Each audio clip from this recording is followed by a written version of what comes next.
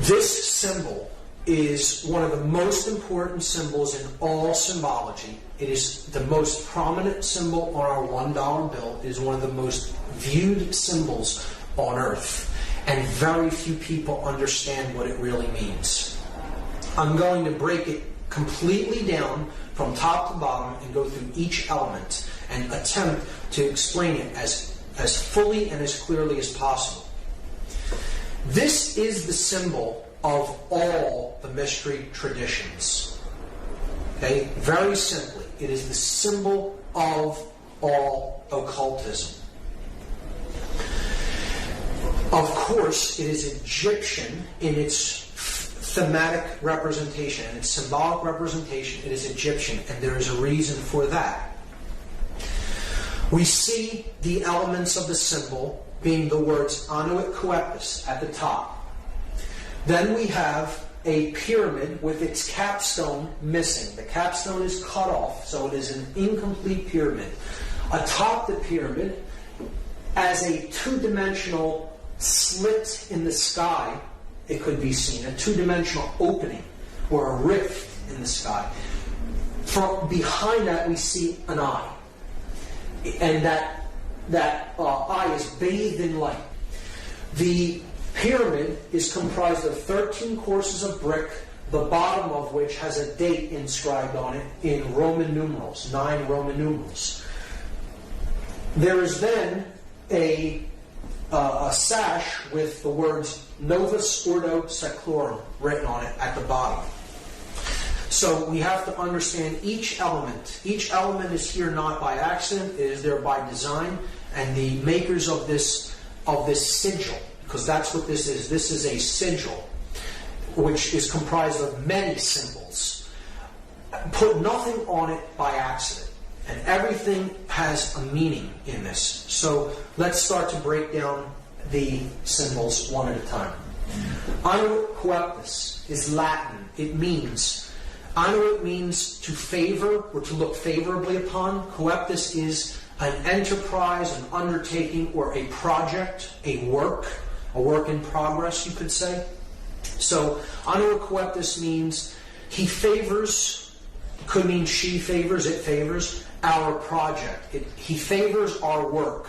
He favors our work in progress.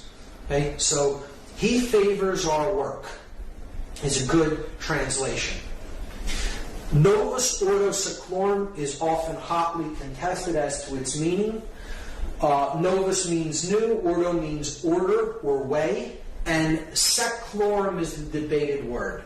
So I go to a Latin dictionary and I look up the word Saeclorum, S-A-E-C-O-L-O-R-U-M. This is because people will say Seclorum means of the ages. So I'm looking up the word Saeclorum, and that means age, generation, people born at a time, race, present time, or age, century. So if this phrase said the new order of the ages, we should see an A in between that S and E there. It would say Novus Ordo Saeclorum, but it says Seclorum. So clearly that's not the definition. Many people will say that that's what it means. It does not mean of the ages. Okay? The word Seclorum is put into a Latin dictionary, and then you see it is a word modification, a truncation. CL is derived from CUL. So an internal CL might be rendered by CUL, thus giving us seculorum. And seculum, seculi, is a noun that means world, universe, secular, temporal, earthly, or worldly affairs, cares, or temptation.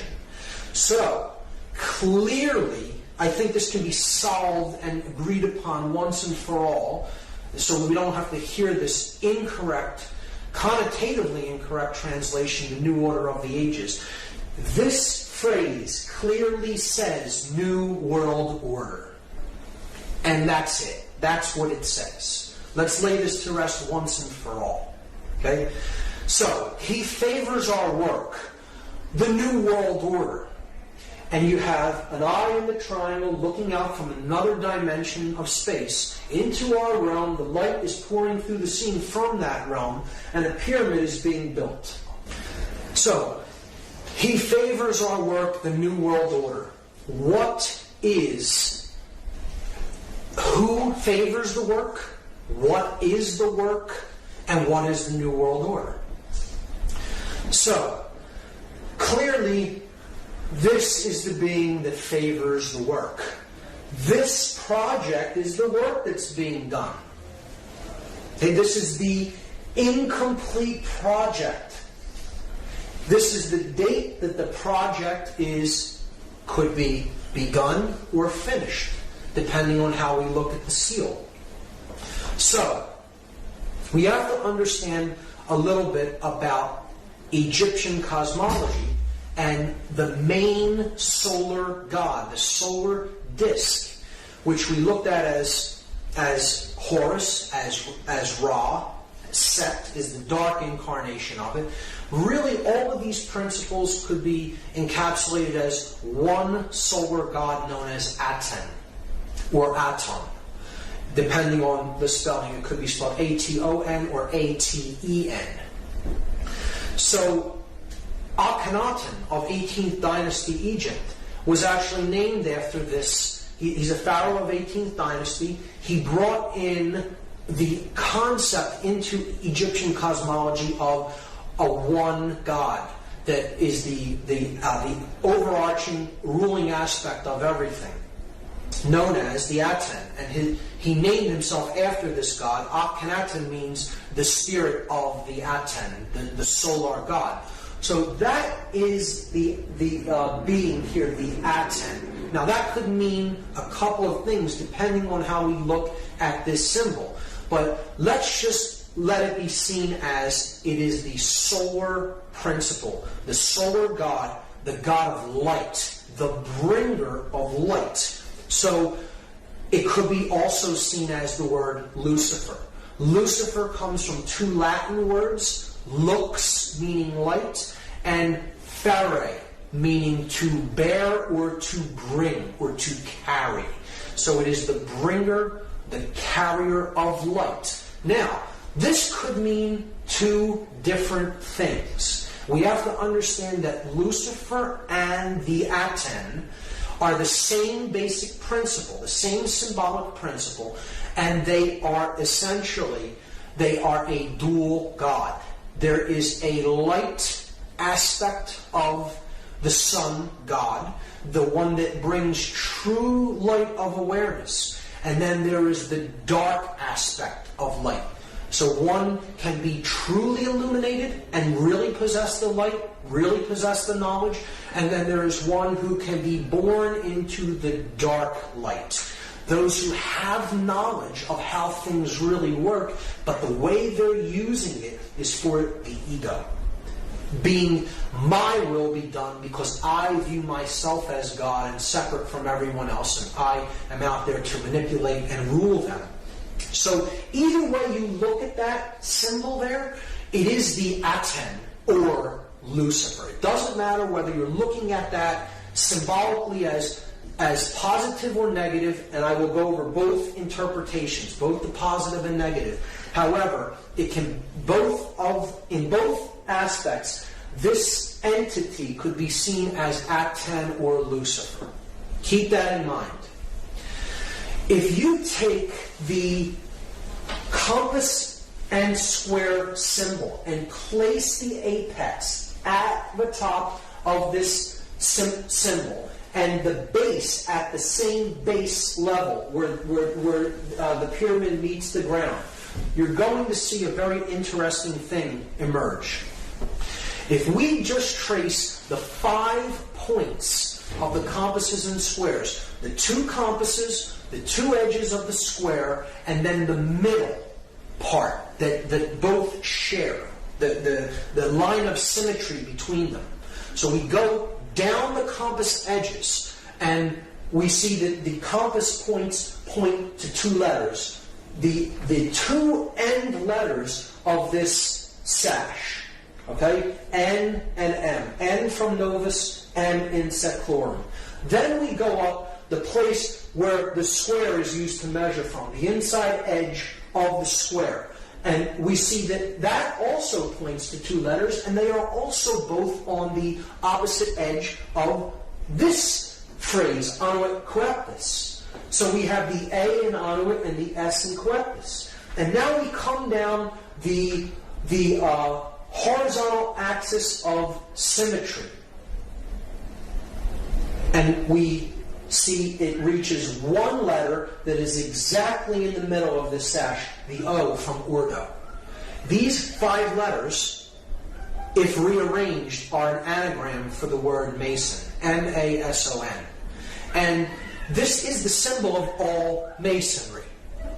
It is the symbol of all builders. And who are the builders? We all are the builders. We are all collectively on this planet the co-creators of our collective experience. Whether we are doing that creation unconsciously or consciously creating our experience, we are the builders of this world. And this is what we've built it into, what we currently have right now. So, who are the builders? We are the builders. But there's 2 different types of masons. See, there are masons that build with stone. They build the pyramid upward. They're building with stone. If you connect these 5 symbols as they are connotatively used in this seal, they form an inverted, skewed pentagram. And an inverted, skewed pentagram, if you look into dark occultic symbology, is always used as a symbol of pacts. It's a symbol of pacts, of promises made, to be something to be fulfilled, to be delivered upon completion of something else. So, again, we saw that these 4 arms represent the material world, depicted as the upward pointing pyramid, the brick, the physical object, and they are crushing the spirit, the 5th element, into the ground, burying it under the weight of the pyramid. See, the dark builders, the dark masons, those who are building toward a world of male domination, the blade. See, they're building with bricks. The bricks are people who are trapped in physical 5-sense reality and left-brain prisonhood. They are those who can not change. They have one form, and it's hardened. A brick was once malleable clay that could be shaped, molded, take different forms. It flows easily. Change comes easily to it. But when it is baked in the left brain, solar, male dominator consciousness, it becomes hard and immobile and immovable. It becomes a brick. And that's what the male dominator world is being built with. The bricks baked into one form. The unit form. Those in unit form cannot see what is. Not see. They cannot see. They are not sees. See? They are baked into one form, the brick. Okay? And they're being used as elements to build the blade world. And the blade world will be ruled by those who are in the light. They are the blade, the male dominator sorcerers. They have the light, but everyone else is in ignorance. And when you complete this structure, the light goes out from the scene. See, they're building the blade. If you complete this structure in brick, they have all the light, and the entire world is bathed in darkness. That in that symbol, the Aten or Lucifer represents the sorcerer, and he is completely trapped in ego. The ego-bound consciousness. It's the I in the triangle. I am God, the sorcerer says to the world. And I will make everyone in this world and the entire world in my own image and likeness. But I will have all the light, and the light will be blocked out to those in ignorance and in one form. And the male dominator world will be born into existence, and it will bathe the world forever in darkness. That's the negative connotation of this symbol. See, you'll notice it's the blade without the chalice. See, these other 3 points make the chalice, but it's gone, it's ghosted. Just like it's been ghosted through human sacrifice, through the cremation of care. Right? It's been ghosted through the removal of the sacred feminine from the Trinity, and through not caring about what goes on in the world. The sacred feminine is removed, it's ghosted, but the male principle is embodied in stone. And that's the project, that the New World Order project that the Dark Masons, the builders with brick, are building into manifestation. Now, there is a light side of this symbol. Again, he favors our project, the New World Order. If the true God of creation, the true bringer of light, the awakened neocortex, the prefrontal cortex, the opening of the third eye, the stone the builders rejected, the Christ consciousness, so to speak, the true bringer of light, right? The true aspect of Aten, the solar mind, right? If we, as the other kind of Mason, are trying to do the work that he favors, the true bringer of light, the true God of creation, and create the positive New World Order, our job as the builders of this project is to remove the brick from the top down, a little at a time, from those who we can help to work, smaller groups, gradually removing and helping people to change in larger and larger and larger groups. And if that pyramid is razed to the ground, is removed from the scene, there's nothing to block out that light of creation. And it comes down and joins with the earth. So the earth is not bathed in darkness of the male dominator blade world. Instead, it's bathed in light because the bricks are gone. Those who cannot change are gone. They've made the change, the metamorphosis, the transfiguration, the transformation in consciousness. And they've been raised to a higher level of awareness. So that's the opposite, the positive New World Order. Masons often tear stone down. And the light Mason, the light builder, the light worker, wants to tear the stone down so the light comes down and join up with the earth to create the positive New World Order. And in that aspect, this is a powerful, magnificent symbol of the true mystery traditions. The object is to remove that pyramid of male domination and bring the light down to the earth.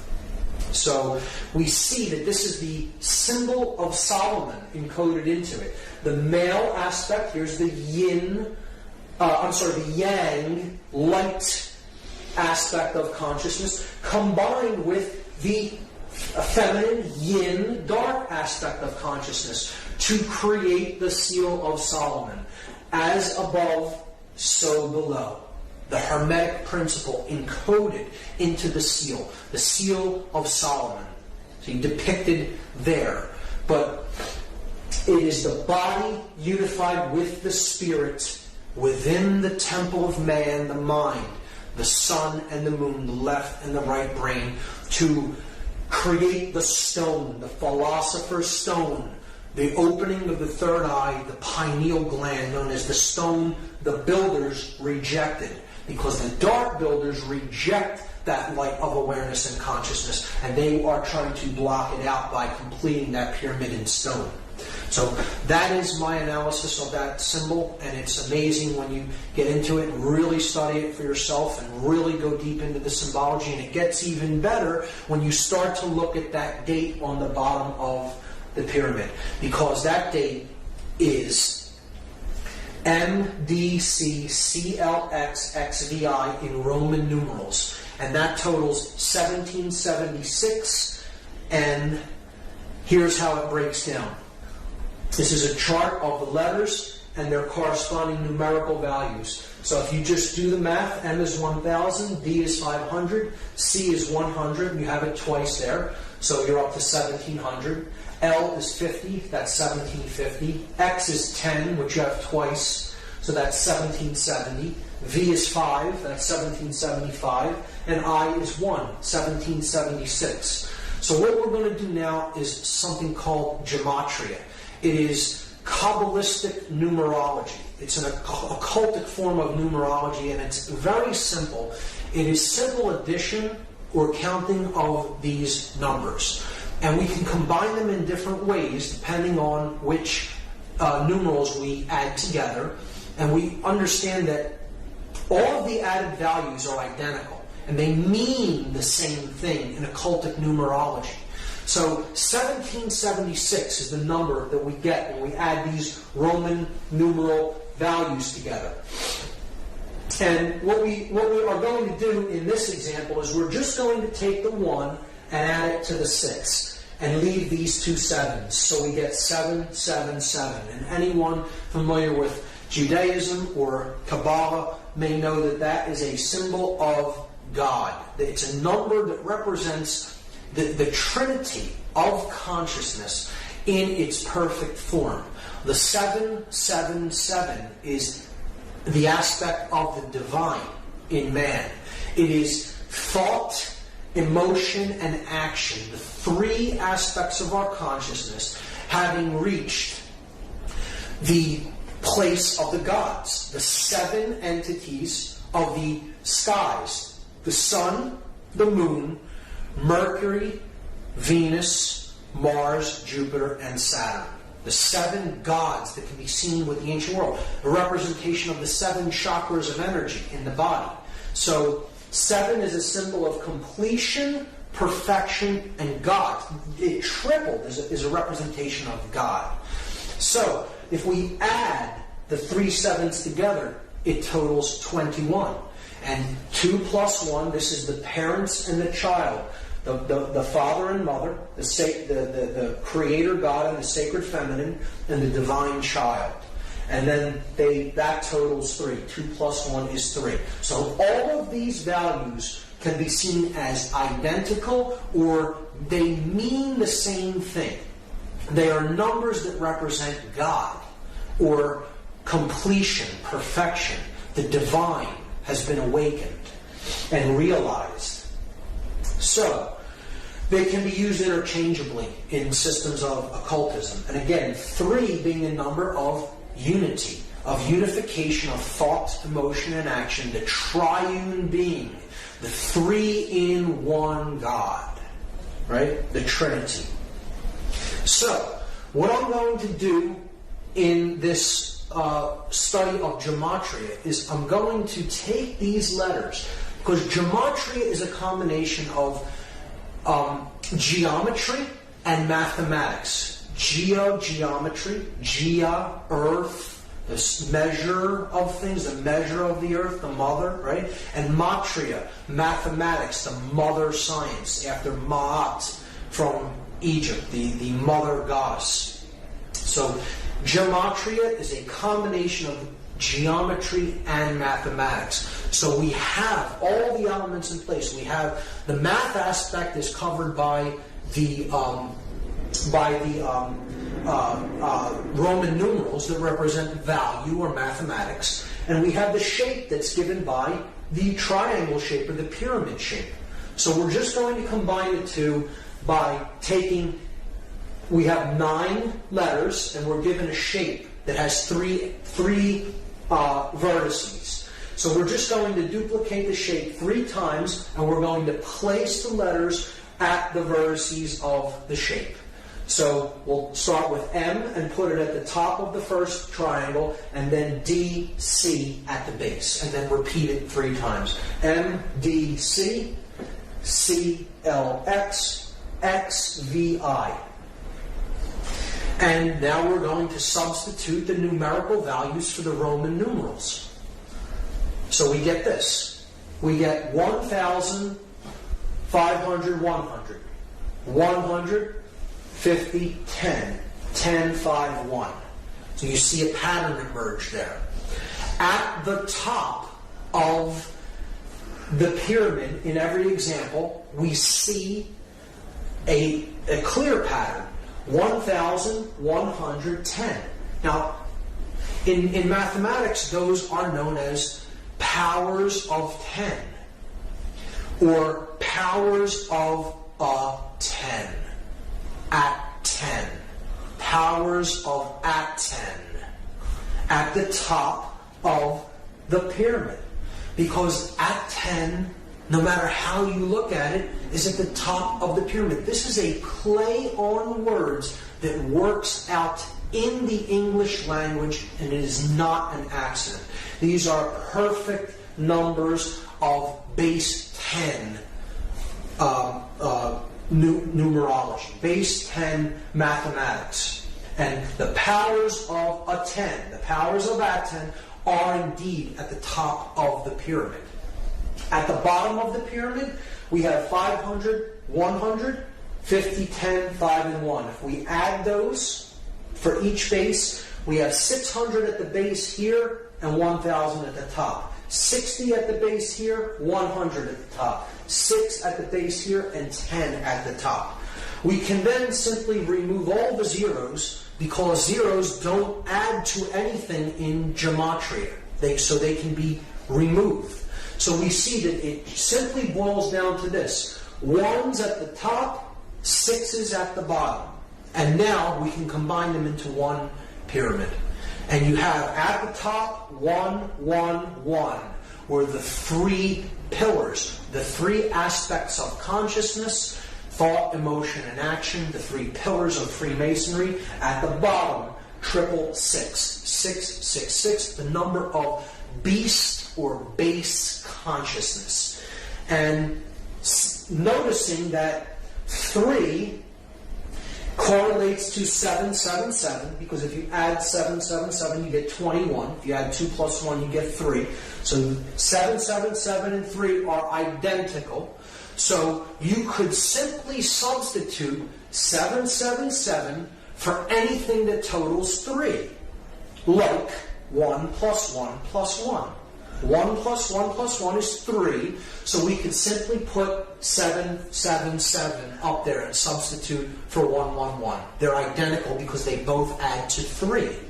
So we have God at the top, the light, the beast or base consciousness of illusion and identification with the physical world at the bottom of the pyramid, captured in stone, in one form that cannot change. Illusion, ego identification. So, if now we reduce them again. So we add 7 plus 7 plus 7, we get 21. We add 6 plus 6 plus 6, we get 18. And this is what is meant by counting the number of the beast. That's what we're in the process of doing. It's a prescription for gematria given in the book of Revelation in the Bible. We add 21, and of course, as we saw, that totals 3, the number of God, and 18, 1 plus 8 totals 9, the number of ego and illusion. Why is 9 the number of ego and illusion? Well, here's why.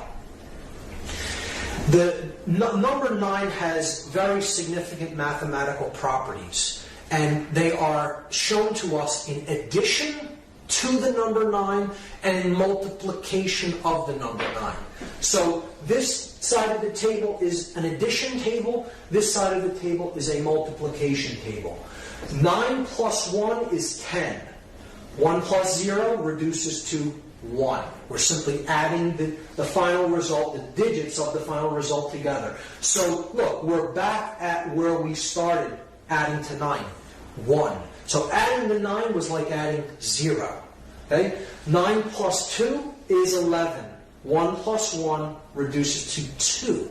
It adds to 2. So we're back to 2. So again, adding the 9 was like adding a 0. You do this with any number.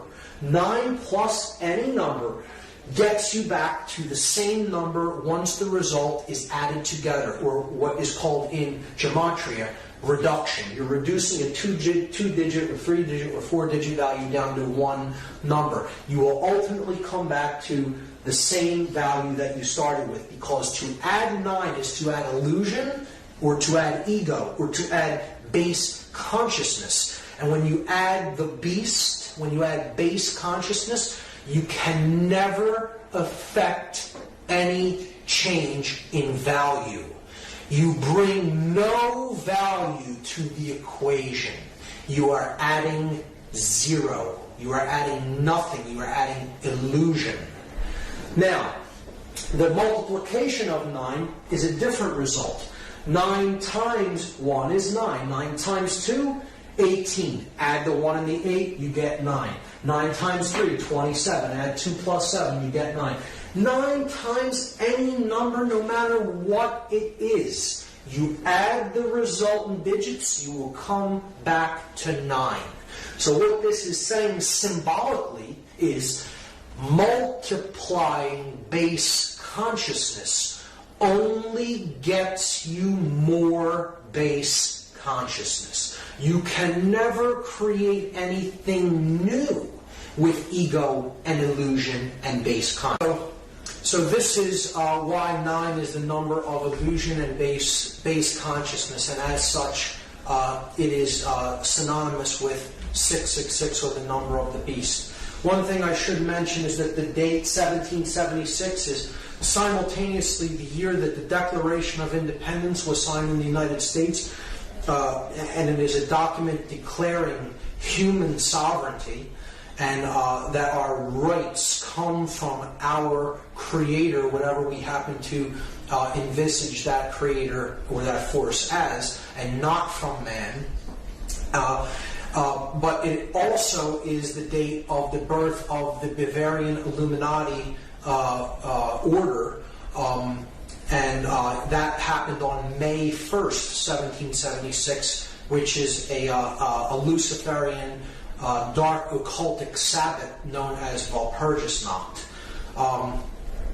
May 1st, May Day of 1776 is when the official Bavarian Illuminati, the Order of the Illuminated, came into being.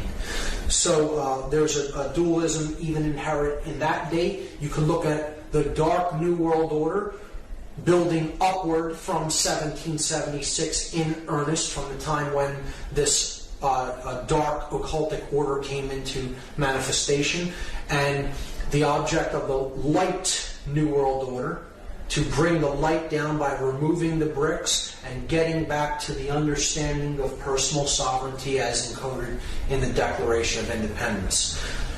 When we look at it, we see that these two numbers, 777 representing God or completion or perfection, and 666 representing illusion or base consciousness, they total 9 and 3, and that brings us to the occultic number 93. To go from the illusion to the real, to go from the illusion to the true source of power, to go from base consciousness to divine consciousness or compassion. And that is the process of going from the 9 to the 3, because the 9 drops away, it's illusion. 9 plus 3 is 12. 1 plus 2 goes back to 3. So the 9 falls away, being illusion. To go from the 9 to the 3, and this is a number that represents willpower. We make this journey by an act of personal will, and it is an act of love. Love and will, we will see later, are identical forces.